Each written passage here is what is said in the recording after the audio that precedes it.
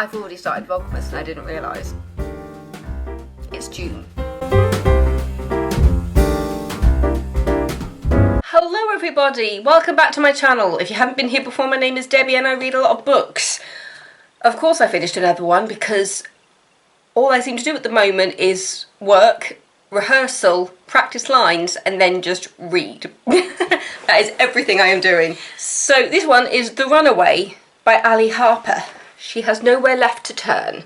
That is the front cover of the book. Let's get straight in with that blurb, shall we? One night, the body of a young woman is found naked, but for a necklace, tied to a statue outside a block of luxury flats. There should be an outcry, but the police rule it a suicide and move on. A case where nothing is as it seems. Private investigators Lee and Joe, owners of No Stone Unturned Detective Agency in Leeds, are tasked with looking into the case. Who was the woman? Did she really kill herself?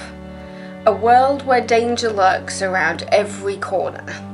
As they investigate, Lee and Joe uncover shocking secrets, and when they see links between this case and another they are working on, they are forced to question, is any woman ever truly safe in this world? And are they risking their own lives by delving too deep?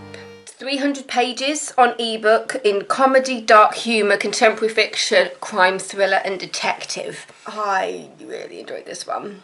I think it helps because it's based in Leeds, and I don't think I've ever read books that this local, because I live near Leeds. I live in a town just outside of Leeds, and so when it's talking about Roundhay Park and things, just like, I know Roundhay Park. It's quite cool when you know where something is set and you're just like, oh, I'm hearing places that I've been there. I know where that is. So you're not just making up an image in your mind of where something is set. Just like, no, I can conjure the actual image of that place in my head. And yeah, it was really cool to read about a place that I know so well. So Lee and Joe work for this detective agency, No Stone Unturned, and the first case that you're introduced to is a young woman, a student, who is looking for her boyfriend who seems to have disappeared. And he disappeared after a party and she's seen him, and it turns out that some people know where he went, some people don't. And Lee and Joe are trying to hunt down the boyfriend and find out why he disappeared. They then get told about this very old case. I think it's 7 years old, the case, when they come across it, about the young woman that was found naked. And when investigating that, they realise just how inept everybody was in investigating. Like, they didn't want to delve into it, and as you find out about that case throughout the book, because it's answered, but there's also a couple of questions in my mind about how involved people were when you realise that the police didn't really do their due diligence when it came to identifying her, because you find out that nobody knew who she was. And through the detective agency, Lee, basically, she goes through the missing people's list and says, this is how old she was roughly when she died. We know that she, based on the necklace that she had, we think she might have had a sister, because she had a necklace around her neck that was like half of her sister's forever necklace. And they know from the post-mortem that she'd had a child. So using that information, they go through the missing people's list and they managed to get it down to 3 people, 3 women who went missing around about the same time. And yeah, it's interesting as you go through and you find little connections and things between all the cases, and I felt like I was reading a sequel. There are references to a previous case which you never really get the information of, so you feel like you've just been dunked in the middle of this world and you don't know everything. And yeah, I like that when I Google it, it says Ali Harper is an avid reader of all things young adult and spends her time binge watching TV shows on Netflix and polishing her crown, being the reigning queen of procrastination due to her aversion to studying for her university exams. I think that is hilarious. Oh, there was a book called The Disappeared beforehand. Oh, The Disappeared is a part of the same thing, so that I was missing a book to realise that light bulb turning on in my head. Yes, so there is a whole book that I didn't know about, which is why I felt like I was being plonked in the middle of this world. So I need to go read The Disappeared now. I need to go find The Disappeared.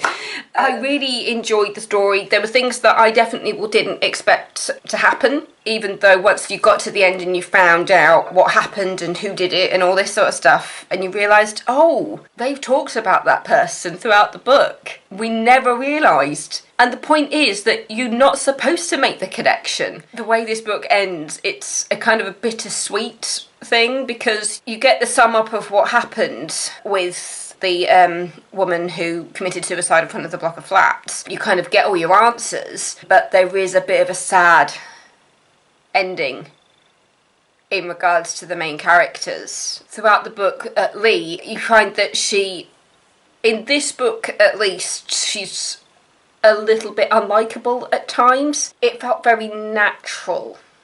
It's not like a case of, here you go, here's this really horrible person. It was just like, no, this is a real person with conflicting ideas with her friend, and it's just like the idea that, you know, you can be friends with somebody and not agree with them every single second of the day, and you don't have to agree with them on everything to be friends with them. And when you see the relationship between Lee and Joe, it's that friendship where they don't have to agree with each other on everything, because at the end of the day they're still friends and they respect each other's opinions. It's quite sweet the way that they kind of care about each other. Lee for Joe especially, because I haven't read The Disappeared, which was Ali Harper's first book, which is kind of in this world. As I said, I did feel like I was missing some information because there's references to the previous book, but it's never explicitly stated what actually happened. So I think it kind of works as kind of a standalone story with references to the previous thing, but without spoiling the last book, if that makes sense. It's not like here's what happened in the last book and here you go. It was more a case of, here's a standalone book, and if this is the first time you're reading it, I'm not going to spoil the first book for you, which I think is really clever, because so many times you can go delve into a series and it'll like sum up the previous book within like the first chapter or the first couple of pages. And with this one, it allows you to go into the world, but then it doesn't spoil the previous book if you want to read it independently. Just if you like a good like crime and thriller type thing, the whole investigative thing, how they work with the police and how they don't work with the police on certain things, and the way that they work together to get the information they need, the way that the cases all fit together, the fact that it's not just one singular story. There are other stories that kind of overlap and then come apart again. I feel like I'm saying very, very minimal about this, mainly because both storylines end up in places that you wouldn't completely expect. So I don't want to spoil that for people who haven't read it. And I am very interested now in reading the first book, The Disappeared. Yeah. Oh, I finished reading this about a week ago, so I've had some time to kind of let it all sit in my head. My oven is beeping now, so yeah, I'll wrap this up. Yeah. The Runaway by Ali Harper. It's not just that everybody runs away, but one of the storylines has a runaway element to it, and, well, to be fair, both of them do it, but in different ways. Yeah, 300 pages, crime thriller. If you like a good detective series, if you like a good murder mystery like I do, you'll enjoy it. And if you want to see something that's set in Leeds, because a lot of the time things like this are usually like set in London, but to see something set in Leeds was quite cool. But yeah, that's The Runaway by Ali Harper. Thank you so much for watching. I'm going to go cook my dinner now because I'm starving. But yeah, thank you, and don't forget to subscribe. Go click the button, because I'm always reading. But there's a lot of these to watch. Bye.